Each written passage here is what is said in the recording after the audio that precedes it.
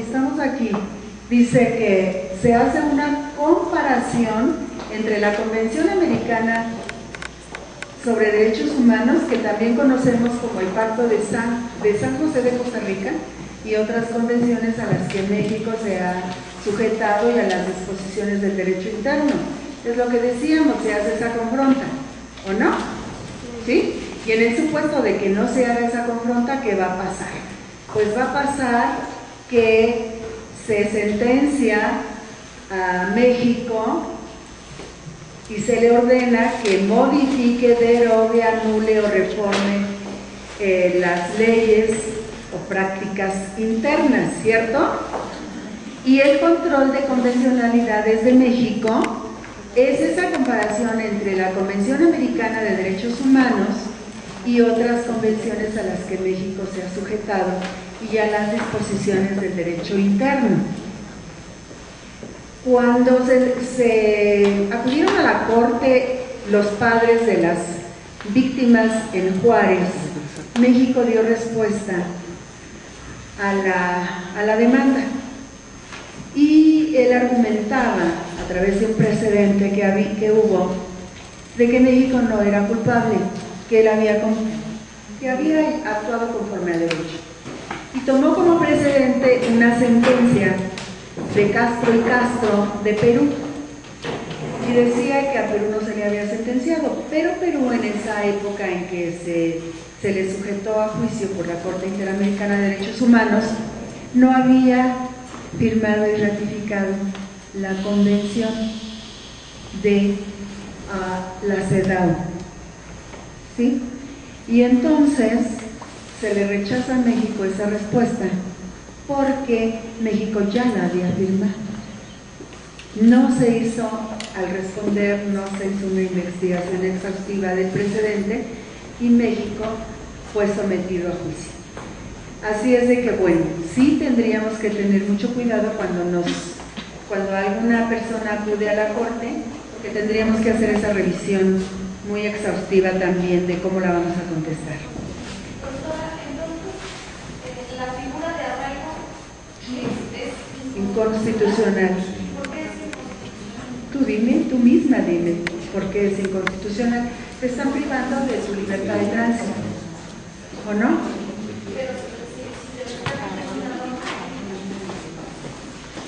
¿Cuál?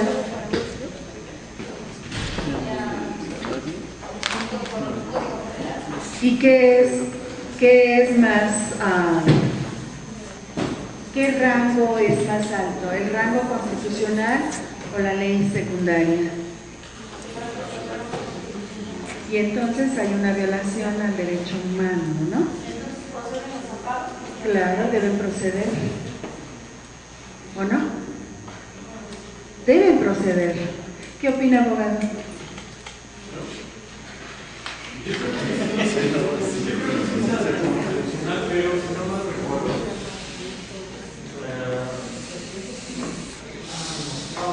Va a haber algo que usted lo sabe. Sí, si dijo eso, estaría haciendo muy mal hablar, porque no estoy seguro. Pero lo que sí puedo decir es que hay muchas cosas que hace el gobierno que son inconstitucionales. Una de ellas es el trabajo, lo retenes, porque nadie puede ser más grande a su persona, autoridad, orden judicial. Pero, porque aquí no. A ver, compañero. Aquí hay algo. ¿Cuándo se puede llevar a cabo esta parte del arraigo? Cuando se presume que la persona Cuando se presume que la persona ha cometido un delito, pero aún no se consiguen todas las pruebas como para sujetarlo a proceso. ¿Y por qué entonces no está en prisión preventiva? ¿Por qué se opta por el arraigo? Para que no se vaya, para que no se escape. Si bien es cierto que aún no se le puede sujetar al proceso porque no se consiguen todas las pruebas, pero como, bueno, creo, ahí sí podría decir creo, que para asegurar que no se dé a la fuga, pues se arraiga. ¿Y por qué no la prisión preventiva? Porque un juez no podría dictar eso, porque no tiene las pruebas suficientes. En este caso, un juez de control.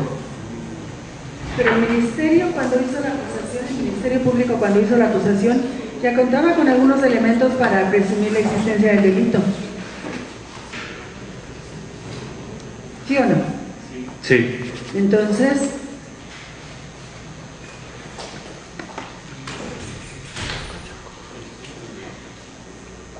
que el arraigo es inconstitucional, todos estamos de acuerdo en que es inconstitucional.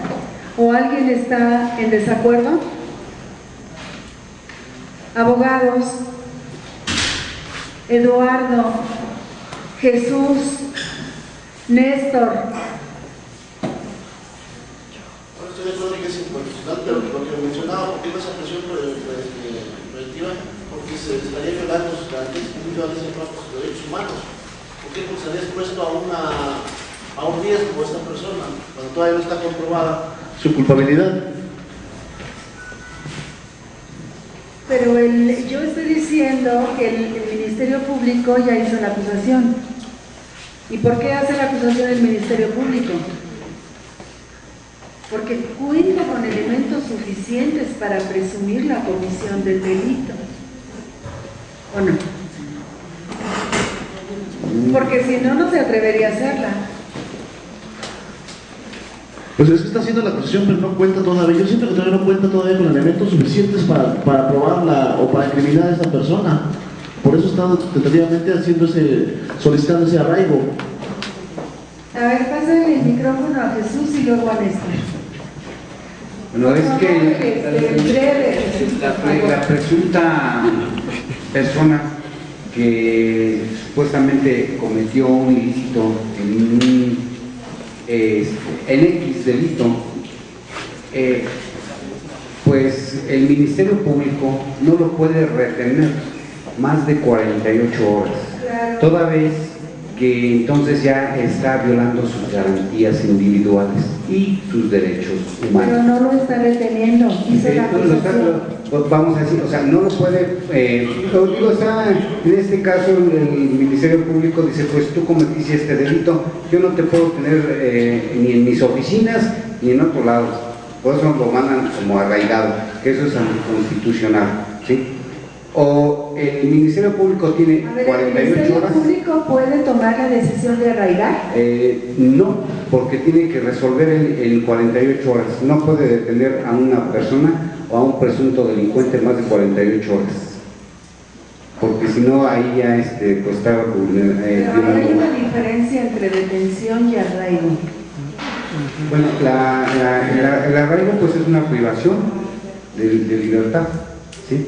Que pues como es anticonstitucional, pues en este caso, como decía la licenciada, pues hay que hacer una promoción de un amparo, ¿sí? Para poder sacar a esta persona y que no esté en esos momentos de arraigo y que se le estén violando sus derechos, ¿sí? Es un delito grave. Bueno, se presume que el sujeto, independientemente de que el Ministerio Público está llevando a cabo su investigación, se presume que es un delito grave y que hay la posibilidad de que el sujeto se sustraiga a la acción de la justicia.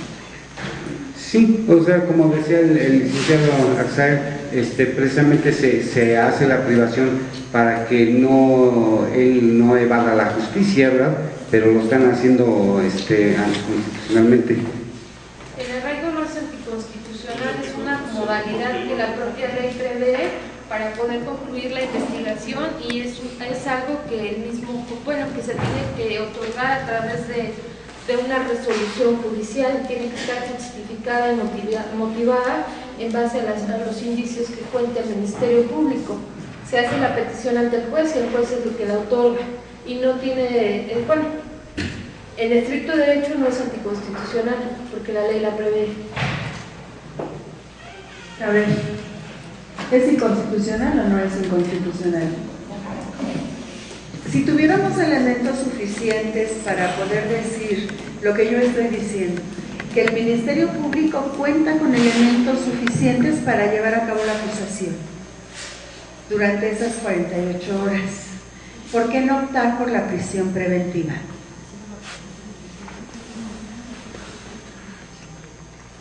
Se supone que cuando se genera el arraigo es porque aún no están todos los elementos que resultarían necesarios para acreditar la culpa, bueno, la presunta responsabilidad del sujeto. Hay un gran debate en este aspecto, licenciada.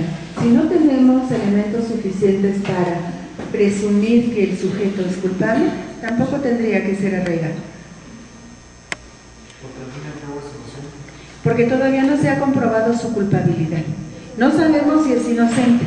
Todavía no se ha comprobado su culpabilidad.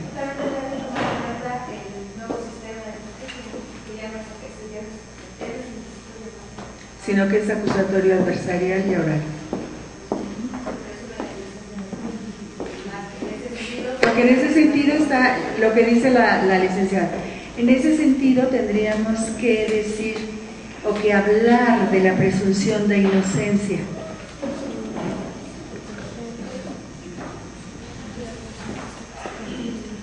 ¿Cuándo puede ser privado de su libertad una persona?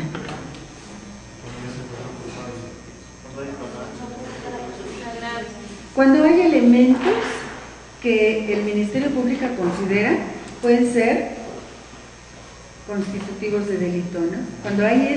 Cuando ya él a través de su investigación determina si hay elementos y voy a hacer la acusación, ¿o no? Pero si no hay elementos no tendría por qué arraigarse. Y yo estoy todavía yendo más allá, le estoy diciendo, bueno, prisión preventiva. ¿Por qué prisión preventiva? Pues porque se presume que esta persona puede evadir a la justicia. ¿Sí? ¿El arraigo lo prevé la Constitución?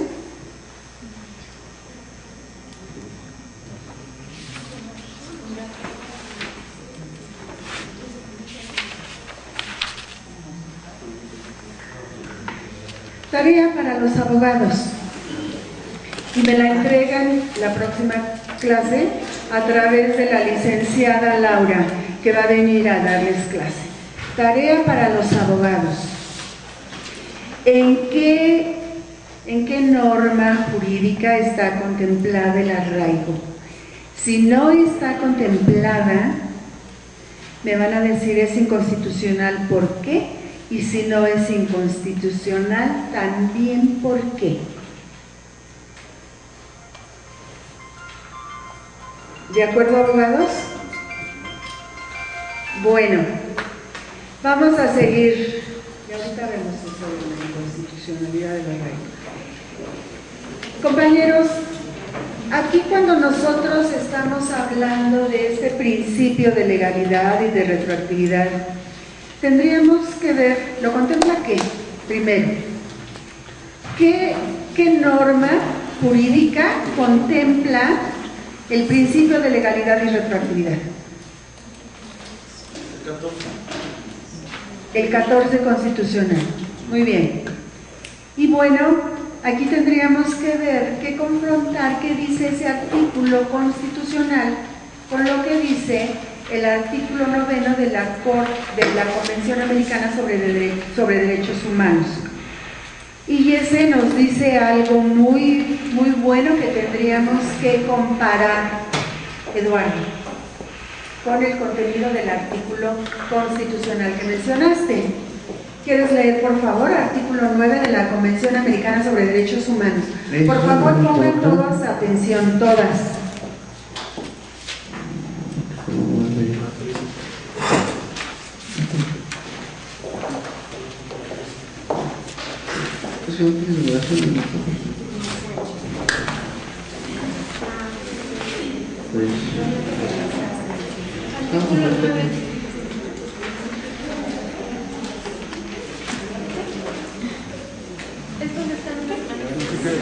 Ahí.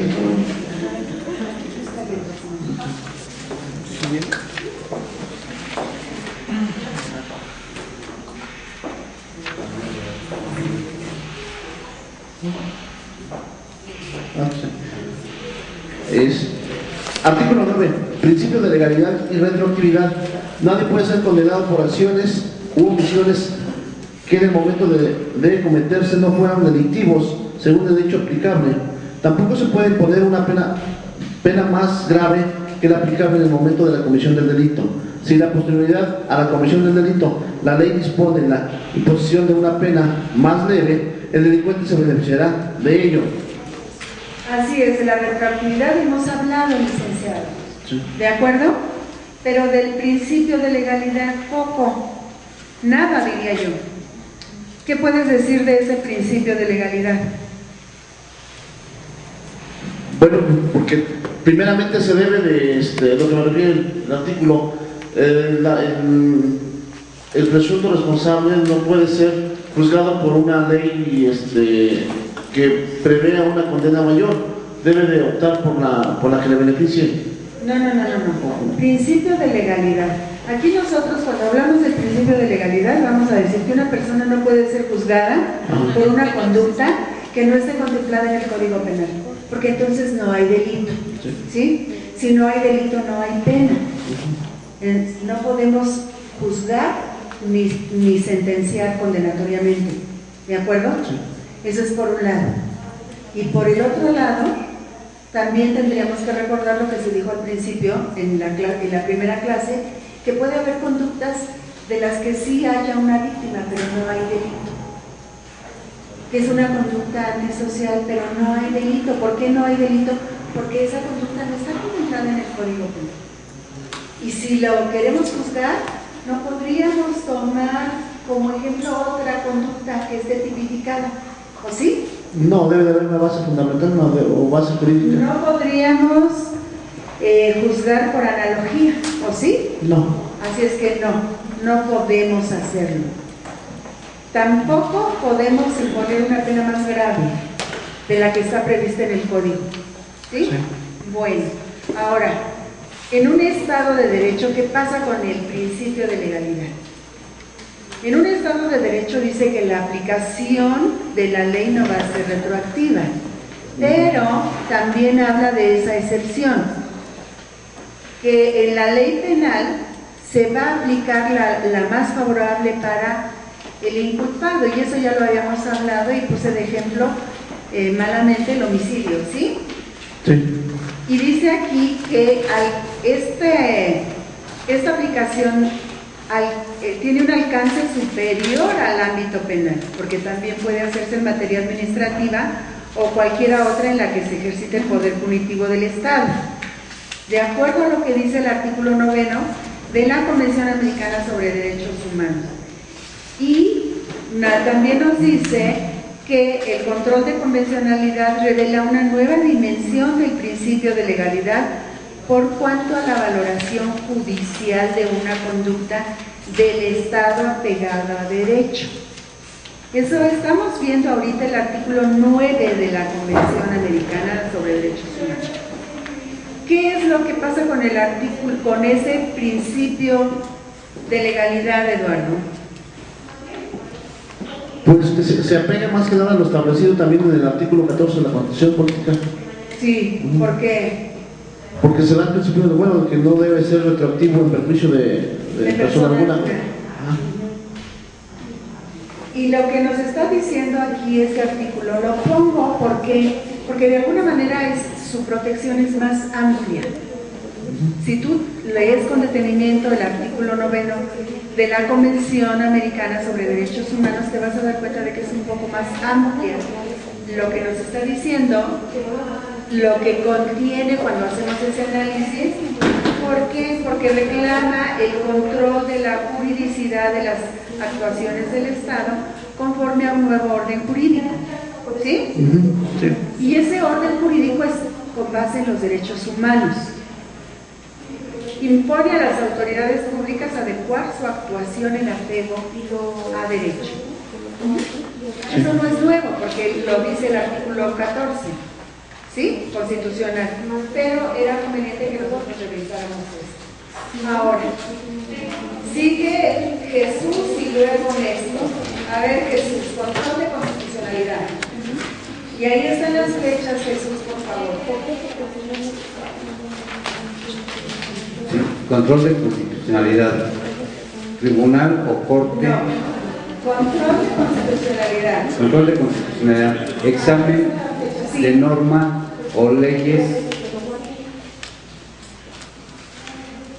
invalidando aquellas que no se ajustan a la Constitución.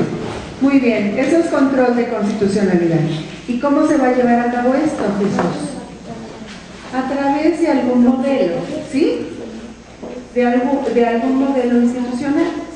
Y podríamos hablar de control difuso y control concentrado. Para las personas que no son abogados, esto nos va a costar un poco de trabajo entenderlo. Pero si tenemos en consideración que el control de convencionalidad es la confronta que se va a hacer de la legislación mexicana con el contenido de la Convención Americana sobre Derechos Humanos o el tratado que se considere que se está violentando, ya lo podríamos manejar un poco. ¿Están de acuerdo? ¿Qué es el control de convencionalidad, licenciada? La valoración judicial de una conducta del Estado apegado al derecho. No, licenciada.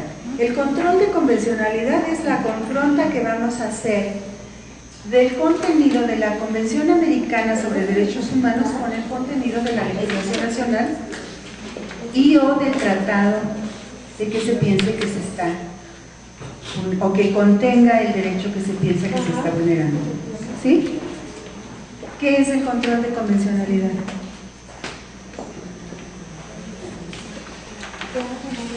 A ver, compañeros, ¿qué es el control de convencionalidad? Antes de seguir. Las consultas que se hacen del contenido de la Convención Americana de Derechos Humanos con algún tratado que contenga alguna violación. Bueno, con la ley y ya con algún tratado que contenga alguna violación. ¿Qué es el control de convencionalidad? Vamos a poner mucha atención y si no queda claro tenemos que repetirlo porque si no nos queda claro no lo vamos a lograr. ¿Qué es el control de convencionalidad? Es la confronta que se hace del contenido de la ley nacional con el contenido de la Convención Americana sobre Derechos Humanos o del tratado que contiene un derecho que presuntamente se está violentando. ¿Ahora sí? ¿Ahora sí quedó? ¿Ahora sí ya lo dije más claro? ¿Sí? ¿Están de acuerdo? Bueno, ahora sí, ¿dónde estamos, Jesús?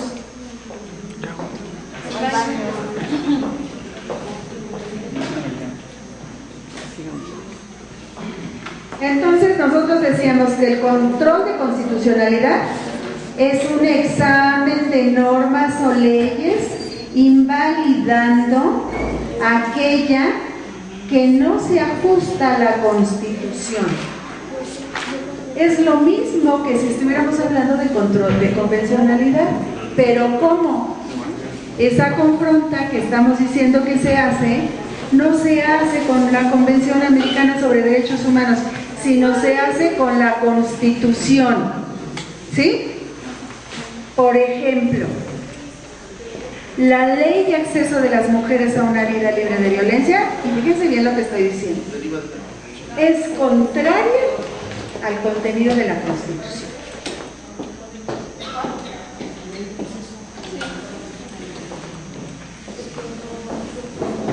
¿Qué dije? ¿Qué dije? ¿Y ustedes qué me van a decir? Que no. ¿Por qué no?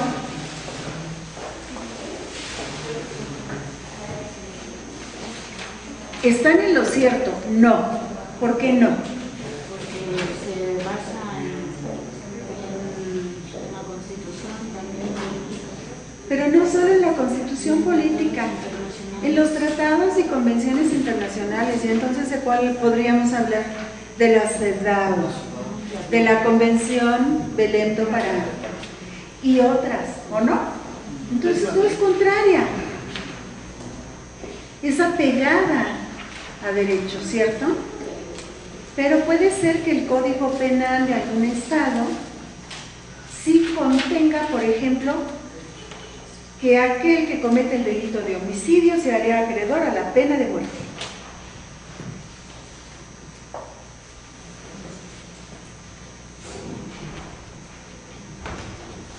Pero es contrario a eso, yo siento que sería contrario porque no está establecido dentro de la Constitución. Bueno, y entonces, ¿qué tenemos que hacer? Nosotros, a través del control de constitucionalidad, vamos a hacer una confronta. ¿Qué dice la Constitución Política de los Estados Unidos Mexicanos? ¿Qué dice el Código Penal? ¿Sí? Y vemos, ese Código Penal no se ajusta a lo que establece la Constitución, no es armónica, ¿de acuerdo? Pero no solamente eso, sino que no es armónica con otros tratados y convenios internacionales. Y ahí es donde se aplica el control de constitucionalidad. Y de convencionalidad en su caso. ¿Sí? Bueno, ¿sí o no? ¿Sí, licenciada? Me parece que tiene cara de no. Bueno, muy bien. Entonces estábamos en que el control difuso y control concentrado. ¿Qué es el control difuso? ¿Cómo se va a llevar a cabo? Cuando no se aplica a un tratado internacional, solo se aplica a la Constitución. Cuando no se... O sea, cuando se aplica nuestra norma política local y no se aplica a una norma política internacional. En el control difuso. Puede ser... El control difuso. Sí, pero es que usted, licenciada, ya me está hablando de que el control difuso puede ser nacional y puede ser internacional. Y aquí ahorita nada más hablamos del control difuso nacional, licenciada. ¿Sí? El control difuso, aquí cuando hablamos de control difuso en México, decimos que los jueces que integran el Poder Judicial deben de interpretar y aplicar la ley en el caso concreto. Pero cuando lo hagan, van a respetar al momento de dictar sentencia el principio de supremacía de la Constitución. Por eso, regreso a tomar el ejemplo que dije, que un código penal establece la pena de muerte. ¿Sí? El sujeto activo es juzgado y sentenciado. Lo encontramos culpable. Y el juez no puede decir, como el Código Penal dice que se hace acreedor a la pena de muerte, lo voy a sentenciar a la pena de muerte. No puede. ¿Por qué no? Porque la Constitución no establece la pena de muerte. El juez tendrá que sujetarse a ese principio de supremacía de la Constitución. ¿De acuerdo? Ninguna ley secundaria podrá ser contraria a la Constitución. ¿Están de acuerdo? Ahora, el control concentrado. A ver, abogada. Control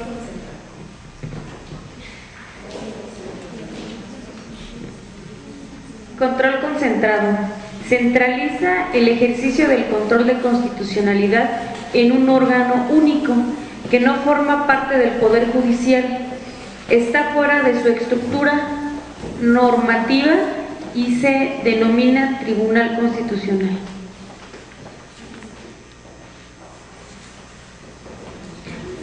Atribuciones: hacer efectiva la primacia de la Constitución, revisar la adecuación de las leyes a la Constitución mediante un examen de constitucionalidad de tales actos, eventualmente de los proyectos de ley y los decretos del Poder Ejecutivo, revisión de la adecuación de la actuación del Poder Legislativo, protección de los derechos fundamentales y la distribución de competencias entre los poderes constituidos.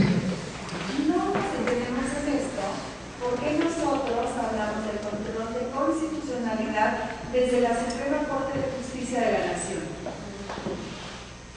La Suprema Corte de Justicia de la Nación.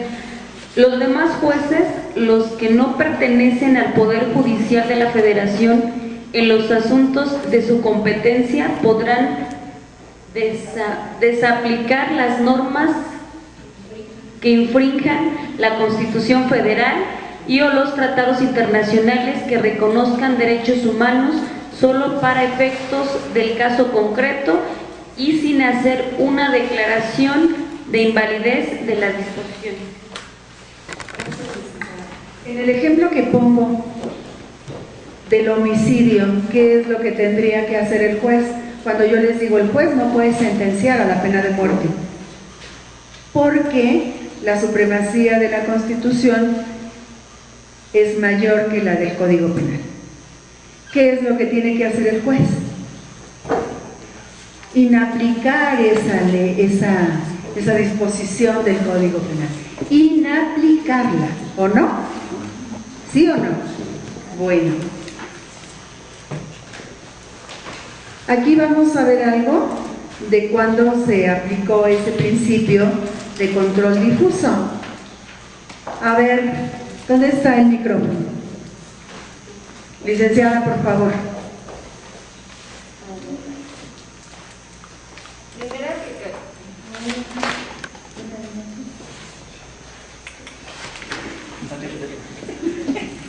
Primera aplicación del principio de control difuso. Cuarta Sala Unitaria Penal del Tribunal Superior de Justicia de Nuevo León. Caso penal. Desaplicó el artículo 224, fracción 5 del Código Penal de Nuevo León, al considerar que dicho precepto es contrario a la Constitución, pues atenta contra el principio de legalidad en la tipificación del delito, al dejar en manos de la autoridad administrativa la determinación de uno de los elementos del tipo penal. Aquí tenemos un ejemplo ya de desaplicación de la ley. ¿Por qué? Porque era anticonstitucional. ¿Están de acuerdo? Bueno, ahora, la Corte Interamericana de Derechos Humanos perfecciona el principio de control difuso de constitucionalidad cuando amplía el examen de validez no solo con referencia a la Constitución, es lo que nosotros hemos estado diciendo, no se va a hacer la confronta solamente con la Constitución, sino también con el convenio, con el tratado internacional, por lo que este principio de control difuso no solo será de constitucionalidad, sino además de convencionalidad, que es lo que ya estaba diciendo la licenciada, haciendo referencia a los tratados internacionales. ¿Están de acuerdo? ¿Sí?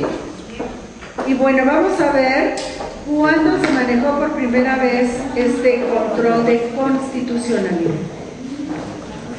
De convencionalidad, perdón, me confundo convencionalidad y constitucionalidad. Se manejó por primera vez en el caso Mirna Mac-Chan en el año 2003 a través del voto razonado del juez Sergio García Ramírez. Vean que Sergio García Ramírez es mexicano, ustedes han escuchado hablar de Sergio García Ramírez, fue juez en la Corte Interamericana de Derechos Humanos. Aunque aquí hay algunas personas que dicen que no fue en ese tiempo, sino que fue posterior, pero también el 7 de diciembre de 2004 sostuvo en el caso Tibi que la tarea de los jueces transnacionales se asemeja a la de los tribunales constitucionales, pues estos últimos inspeccionan los actos impugnados a la luz de las reglas, los principios y los valores de las leyes fundamentales.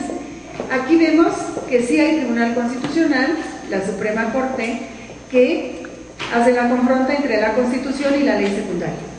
Pero los jueces internacionales hacen la confronta entre la Constitución, la ley secundaria y los tratados internacionales. ¿Están de acuerdo?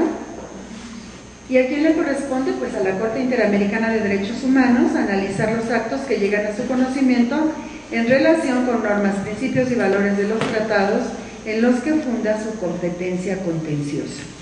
Y los tribunales constitucionales controlan la constitucionalidad y el Tribunal Internacional de Derechos Humanos resuelve acerca de la convencionalidad de esos actos. Le vamos a dejar hasta aquí, vamos a comer y regresando terminamos con esto del control. Vemos el video, hacemos el ejercicio una vez que ya hayamos terminado, lo relativo al trabajo que ustedes desarrollan. ¿Están de acuerdo?